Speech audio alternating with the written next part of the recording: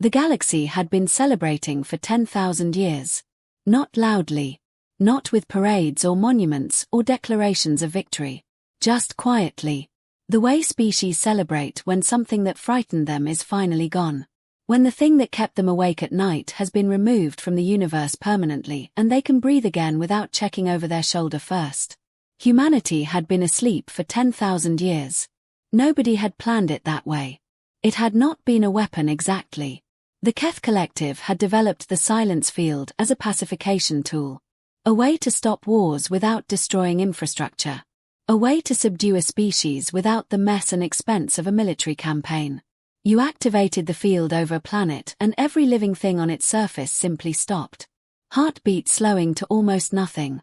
Brain activity dropping to the barest flicker of something that was not quite life and not quite death. They had used it on 14 species before Earth. None of those species had ever woken up. The Keth had not expected humanity to be different. Why would they? The humans were young. Loud. Perpetually at war with themselves and occasionally with anyone else nearby. They had faster-than-light travel for barely 2 centuries before the silence field took them. They had made enemies faster than they made friends. They were by every measurable standard exactly the kind of species the galaxy was better off without. The vote to use the silence field on Earth had passed 61-4. The 4 species who voted against it were small. Quiet. The kind of civilizations that did not carry much weight in council chambers. Their objections were noted and ignored.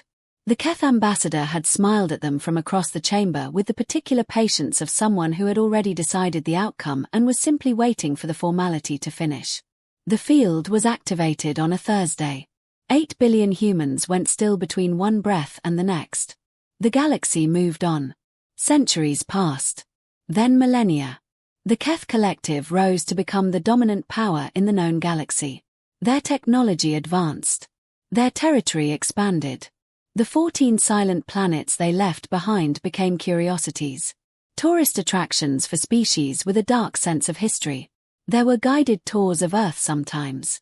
Ships hovering over the perfectly preserved surface pointing out the frozen cities. The museums still full of artifacts. The libraries still full of books nobody would ever read again. It was considered quite beautiful in a melancholy way. A reminder of what happened to species that did not cooperate with the natural order of things. Nobody checked the readings very often anymore. So nobody noticed when they began to change. It started small. A slight increase in core temperature across the planet. Nothing dramatic. The automated monitoring stations that the Keth had left in orbit flagged it as geological activity and filed a routine report that sat in a database somewhere and was not read by anyone for 11 years. Then the temperature increased again. And again. And on a cold morning in what had once been called January, a finger moved. Just one finger. On the left hand of a woman who had been lying perfectly still on the floor of what had once been a train station in a city that no longer had a name in any living language. The finger moved approximately 2 centimeters. Then stopped. Then moved again. Then her eyes opened. She lay there for a very long time looking at a ceiling she had last seen 10,000 years ago. Her mind was doing something extraordinary. Something that should not have been possible after 10 millennia of near-death stillness. It was sorting. Filing. Reconnecting pathways that had been dormant so long that the reconnect ion felt like electricity moving through cold wire. Slow at first. Then faster. Then all at once. Her name was Dr. Elena Vasquez. She had been 34 years old when the sky went quiet. She was a xenobiologist. She had spent her career studying alien life and trying to understand the universe humanity had just barely begun to explore. She remembered everything. That was the first surprise. Not for her. For the universe. The silence field worked by suppressing neural activity to near zero.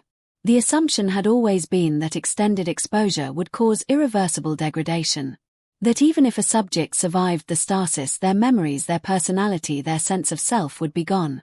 Dissolved by 10,000 years of stillness into something blank and empty and harmless. The Keth had never tested it on humans specifically. They had not known about the dreaming. Humans dream.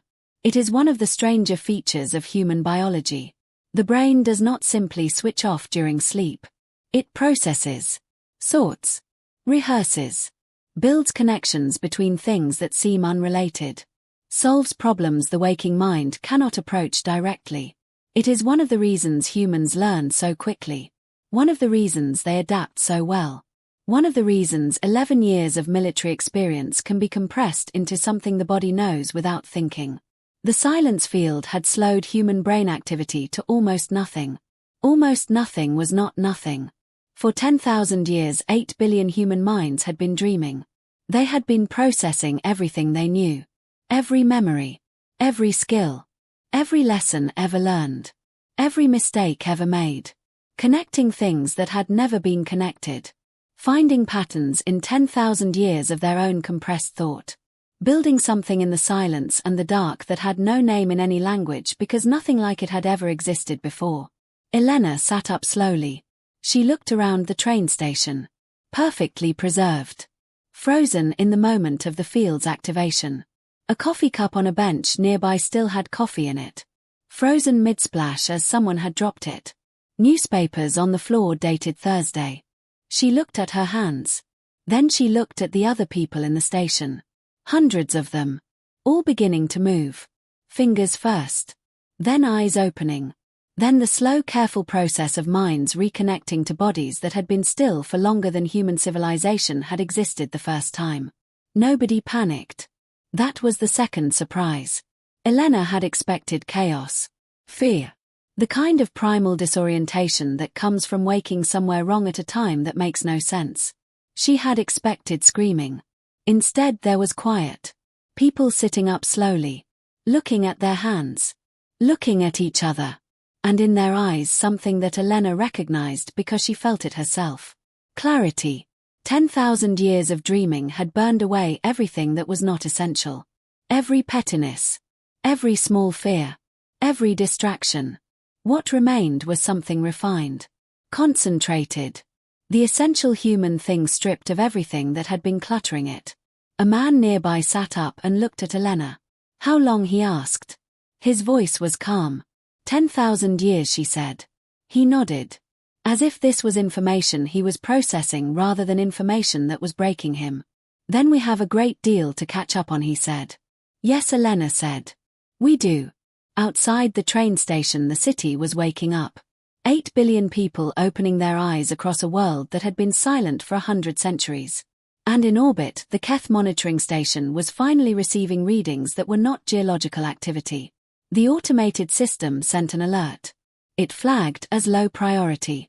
It sat in a database for 6 days before anyone read it. Those 6 days would later be described by historians as the most consequential 6 days in galactic history. Not because of what the humans did in those 6 days. But because of what they did not do. They did not panic. They did not fight each other. They did not fracture into the 1,000 competing factions that had defined human civilization before the silence field took them. They woke up and they looked at each other and they remembered 10,000 years of dreaming and they understood something that no external observer would have predicted. They understood exactly what had happened to them. And exactly who had done it. And exactly what they were going to do about it. Elena spent the first 3 days walking. Her city. Her streets. Perfectly preserved. A museum of the last morning. She walked and she thought and she let 10,000 years of compressed memory finish arranging itself into something she could use. On the 4th day she called a meeting. Not a government meeting. Not a military meeting. Just people. Thousands of them gathering in the open plaza outside the train station because word traveled fast when 8 billion minds had spent 10 millennia developing new ways to communicate without technology. She stood in front of them and said 4 things. We are alive. We are awake. We are together. And we remember everything. The plaza was quiet. Then she said the 5th thing. Now we find out what the galaxy has become while we were sleeping. And then we decide what we are going to do about it. Nobody argued. Nobody demanded more information. Nobody asked who put her in charge. Because nobody had put her in charge. She had simply stood up and started talking and everyone had recognized something in the way she stood and the way she spoke that told them this was a person who had spent 10,000 years of dreaming arriving at clarity. They listened. The Keth monitoring station finally received a response to its automated alert 8 days after the readings changed. A junior analyst named Veth was assigned to review the data. She pulled up the file, looked at the numbers, looked at them again. Then she did something that junior analysts were not supposed to do. She sent the file directly to the Keth High Commander, bypassing 17 levels of bureaucratic review. The message she attached said 4 words. Earth is waking up. The High Commander read the file in the middle of a council session that was discussing something completely unrelated. She read it twice. Then she stood up without explanation and walked out of the chamber and went directly to the military command center and pulled up every monitoring feed from Earth's solar system. 8 billion heat signatures. Rising. Moving. Organizing. How the High Commander whispered to no one in particular. The silence field had never failed before. 14 species. 10,000 years for some of them. None of them had ever. She stopped. 14 species. She ran the comparison data. 14 species exposed to the silence field for extended periods. 14 species that had never shown recovery. She looked at the biological profiles. The neural activity patterns during stasis. The recovery projections that every scientist who had ever studied the field agreed were impossible. Then she found the one variable nobody had ever isolated before because none of the 14 previous species had possessed it. Rapid eye movement during stasis. Dreams. She sat very still for a very long time. Then she called her military commander and said something that military commanders of the Keth Collective had not said in 10,000 years of continuous expansion. Prepare a diplomatic vessel, she said. Not a warship. A diplomatic vessel. Her commander stared at her. She met his eyes. Because she said very quietly, whatever just woke up down there spent 10,000 years thinking about what we did to them.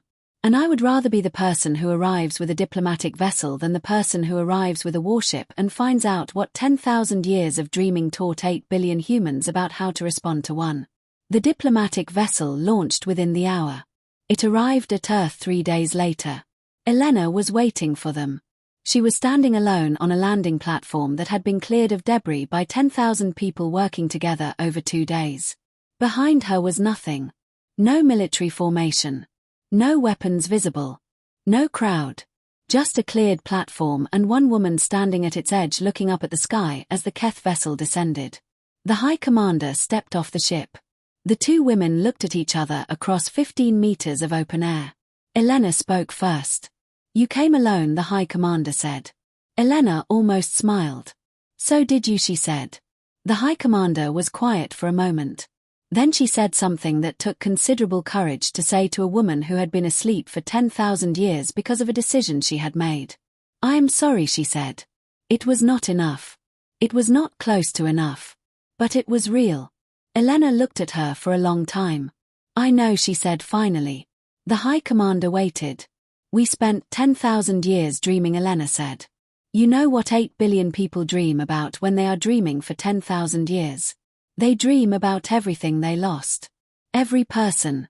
Every moment. Every morning that was supposed to happen and did not.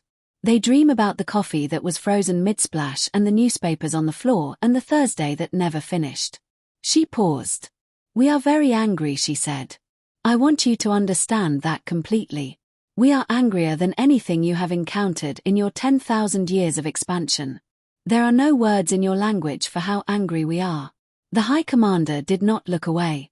And Elena said quietly, we have decided not to let it make us into something we do not want to be. The silence between them was very long. What do you want? The High Commander asked. Everything that was taken from us, Elena said. Not the years. We cannot have the years back. But everything else. The 14 other species. Release them. Every world the silence field was used on. We want them woken up. We want them given the same chance we were given. And in return, the High Commander said carefully. Elena looked at the sky. Then back at the High Commander. In return, she said, we do not spend the next 10,000 years being as angry as we currently are. She paused. That is a better offer than you deserve. I recommend you take it. The High Commander took it. The treaty that followed was the longest negotiation in galactic history. It took 4 years. It reshaped every political structure in the known galaxy. 14 silent planets were restored. 14 species woke up one by one and opened their eyes on worlds perfectly preserved and found humans waiting to explain what had happened and what came next. None of them were alone when they woke up. Elena made sure of that. She spent the rest of her life traveling, planet to planet, species to species, sitting with newly awakened minds and telling them the same thing she had told the people in the plaza on the 4th day. We are alive. We are awake. We are together. And we remember everything. It was enough. It was always enough. The galaxy never used the silence field again. Not because it was forbidden. Not because of the treaty. But because every species in the known galaxy had seen what happened when you used it on something that dreamed. You did not get silence. You got 10,000 years of preparation. And humanity had proven one thing beyond any possible doubt. 10,000 years was more than enough time to decide exactly who you wanted to be when you finally opened your eyes.